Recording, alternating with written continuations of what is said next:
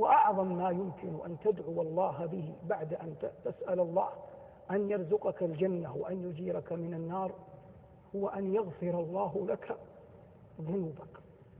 ما حمل على الكاهن شيء أعظم من ذنب يحمله بنو آدم، وهذه الذنوب كتب الله أنها وزر ولا يمكن أن يذهبها إلا الخلاق العظيم قادر على أن يغفرها. وإذا بلغنا عن رسولنا عليه الصلاة والسلام أنه علم أبا بكر أن يقول اللهم إني ظلمت نفسي ظلما كثيرا فإنه لا يغفر الذنوب إلا أنت، أخذنا بوصية رسولنا عليه الصلاة والسلام إلى الصديق أبي بكر وقلنا اللهم إنا ظلمنا أنفسنا ظلما كثيرا ولا يغفر الذنوب إلا أنت. أحيانا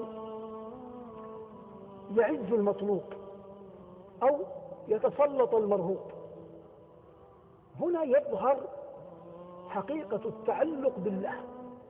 فبعض الناس إذا عز المطلوب يقل ويحجم عن الدعاء ظنا منه أن هذا لن يتحقق، وإذا تسلط المرهوب يحجم عن الدعاء ظنا منه أن هذا لن يرفع. من الذي يقدم على الدعاء؟ من حسن ظنه بالله. ما معنى حسن ظنه بالله؟ ليس كما يفهم بادي الرأي أن الله رحيم وتقي، هذا لا يكفي. حسن الظن بالله أولا أن تعلم أن الله يقدر، ثم تعلم أن الله يرحم، لكن في الأول لا بد أن تعلم أن الله يقدر، وإلا وأنت في حال بلاء حتى من يراك من بني آدم يرحمك. فليس الحال بينك وبينه أنه لا يرحمك، لكنه لا يقدر على نصرتك، لا يقدر على أن يرفع بلاءك. فحسن الظن بالله مفتاحه أن تعلم أن الله لا يعجزه شيء في الأرض ولا في السماء، حتى تكون هذه الحقيقة في القلب راسخة. هذا ما يقرأ في كتب ولا يدرس في كليات ولا يعطى في محاضرات، هذا من القرآن. هو كالذي مر على قرية وهي خاوية على عروشها قال أن يحيي هذه الله بعد موتها؟ فأماته الله 100 عام ثم بعث. قال كم لبثت؟ قال لبثت يوما أو بعض يوم. قال بل لبثت 100 عام، فانظر إلى طعامك وشرابك لم يتسنى، وانظر إلى حمارك ولنجعلك آية للناس، وانظر إلى الحمار كيف ننشزها ثم نكسوها لحما. فلما تبين له قال أعلم أن الله على كل شيء قدير.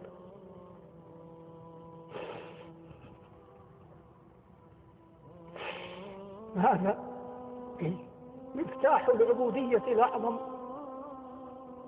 أن تعلم أن الله على كل شيء قدير. إذا هذا اليقين رسخ في القلب، أي هذا من الخلق حتى تبالي به، حتى تسأله، حتى تقف عند بابه؟ لا يوجد أحد. إذا غلب على ظنك بل ملئ قلبك يقينا أن الله وحده على كل شيء قدير، وقتها متى ما تسلط المرهوب أو متى عز المطلوب علمت أن الله جل وعلا يقدر على أن يدفع البلاء وعلى أن يتم النعماء وعلى أن يتفضل عليك. لكن اقرأ ما من الله جل وعلا به على خلقه. ألم يكن موسى عليه السلام حبيسا في قصر فرعون يقول عنه فرعون أم أنا خير من هذا الذي هو مهين ولا يكاد يبين، لا يكاد يعرف ماذا يقول. هذا في نظر فرعون، لكنه عند الله وكان عند الله وجيها. أخرجه الله من قصر فرعون ثم جعله راعي غنم، لكنه وهو يرعى الغنم كان يعرف أن الله وحده واهب النعم. رعاها 10 سنين على عفة فرجه وإشباع بطنه، ولا يعبد غير الله ولا يسأل أحدا غير الله.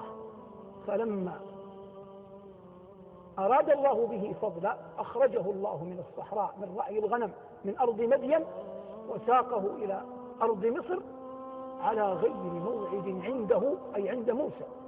ثم جئت على قدر يا موسى عند الله. وكلمه ربه وناجاه وقربه وأدناه وجعله نبيا ورسولا. وأين موسى؟ يقول عليه الصلاة والسلام: قبره عند الكثيب الأحمر، مررت به وهو قائم يصلي في ليلة الإسراء والمعراج، أي أنه ميت في دار البرزخ، لكن الذي قربه وناجاه وأدناه وكلمه وأغاثه ووهبه حي لا يموت. وتوكل على الحي الذي لا يموت وسبح بحمده وكفى به بذنوب عباده خبيرا.